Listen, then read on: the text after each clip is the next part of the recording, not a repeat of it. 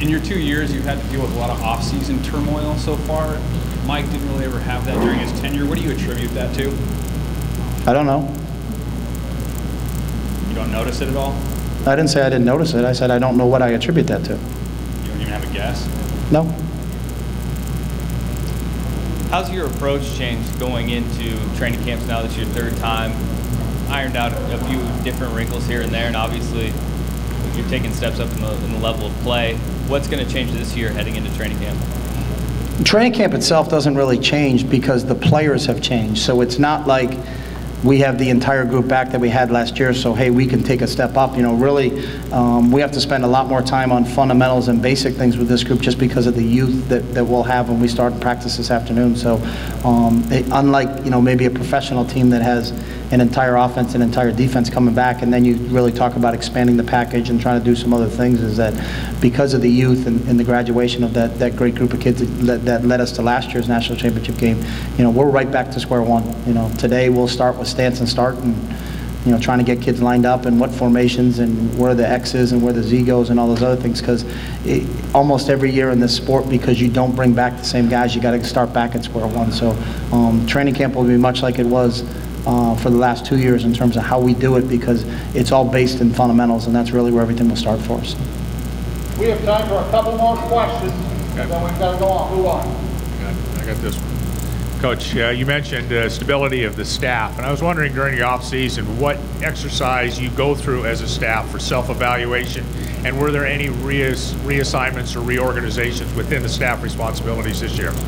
There were no reassignments or moving of that. I think our whole job is in the off season is our evaluation of kind of what we're doing, and each side is kind of does it a little bit differently because it's different things to look at. So the offense handles their self-scout and their research and development. Their defense handles the same thing. But you know, one thing I love about this group is we got a quality group of guys, and it's, you know, I think sometimes people, well, we need to shake it up and let's go have John Neal coach the wide receivers and Scott coach the secondary. Is, you know, that's not us. We hired those guys to do a job. They do a great job, and every single one of them is driven to get better every day anyway. So, you know, I really don't have to worry about any of that stuff. It's just about how do we make this whole program better.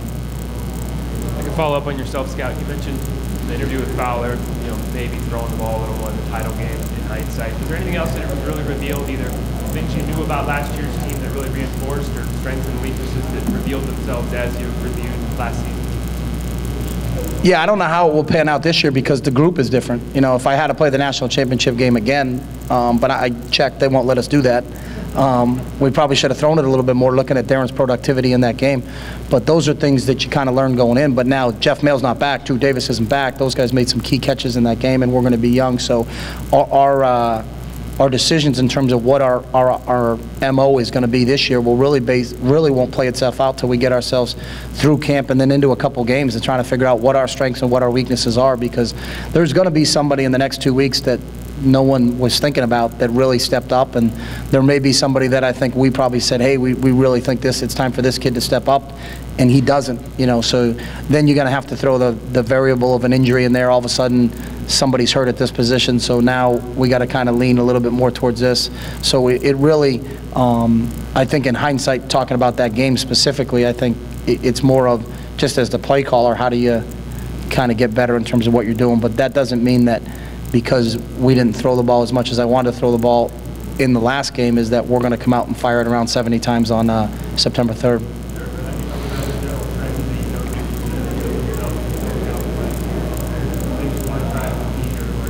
Yeah, the big thing for us, I think, you know, statistically that we want to talk about is turnovers lost. You know, we were at 24. We were second in the country in turnovers gained at 37.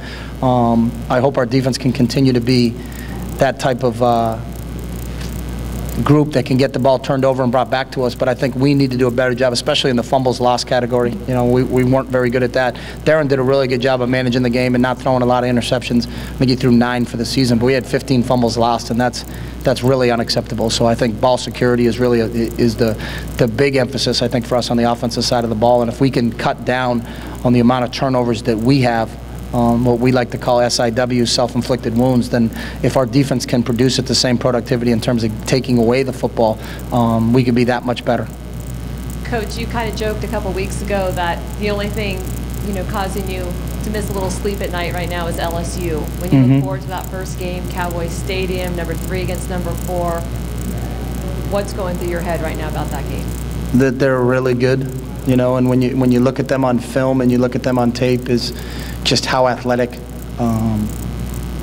all of them are, you know, and how well they run to the football, you know, and specifically I spend more time watching their defense than their offense, but, you know, how athletic that defense is and how many multiple looks they present to you, and, you know, that's always the one thing that everybody looks at, because you spend so much time on your opener because you know who you're playing last January, so you're spending a ton of time watching that first game and going through all 13 games they played a year ago and studying them and whatnot. It's just, you know, there will be as good a football team as we play throughout our entire conference, you know, in that opening game. That, you know, we don't have the luxury of kind of, you know, what people will call a tune-up game to get ready and jump in. But, you know, I think this group of coaches, this group of players are excited about that challenge, and we want to play in games like that. Hopefully kids came to school here because we're going to play in games like that, and we're not going to shy away from it. I know our kids were excited last year, you know, because we got to go to Tennessee, and that was a great experience for us. And, you know, my first year here coaching, we went to Michigan.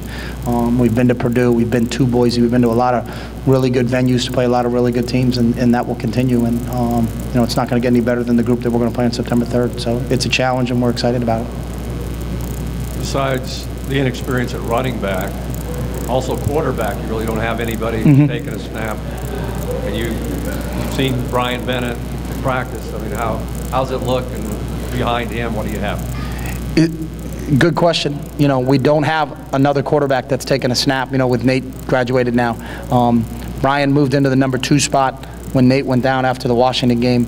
But we weren't going to put him in at the tail end of any of those other games we played, whether it be Arizona or Oregon State, just to try to get him some snaps. You know, we were hoping we could get through by redshirting him, meaning that Darren would last the season, and we were lucky enough to do that. But, you know, the first time Brian takes a snap in college football will be his first snap in college football out there. So you don't know. You know, a quarterback is like a tea bag. You don't know what you got until you put it in hot water. So we can't manufacture that. You know, when he's out there on the practice field, I got the utmost confidence in Brian, and his knowledge of our offense, his athletic ability, the way he throws the ball is everything you're looking for. But you really won't know what you have until the first time he sets foot on the field. And we hope, you know, early that we can get him some opportunities, but not at the expense of Darren. You know, hopefully there's an opportunity where, you know, we got a lead at some point in time, and he can get in there and start to get some snaps and feel comfortable. But if Darren breaks a chin strap or, you know, hurts his pinky, then Brian will be the guy to go in now. And then after him, you know, we have a young freshman that came in, and Marcus Mariota, and we got to see what Marcus is going to do. And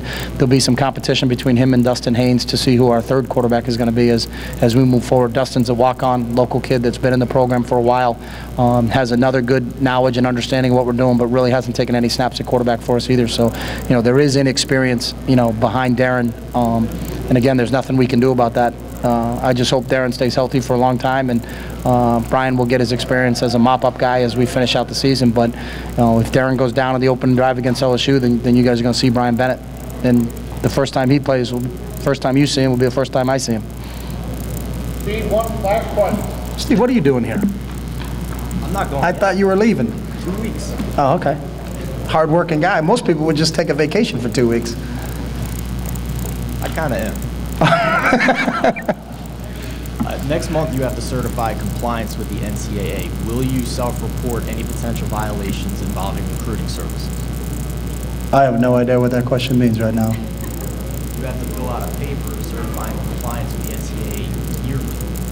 Uh-huh. And you have to self-report any violations or potential violations from the previous year.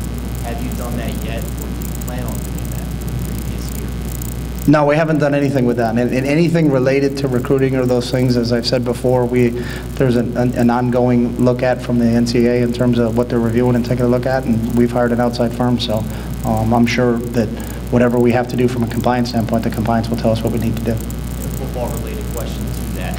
How much time and how much of a concern is there that your staff will have to balance the football stuff with ongoing investigation in your daily routine?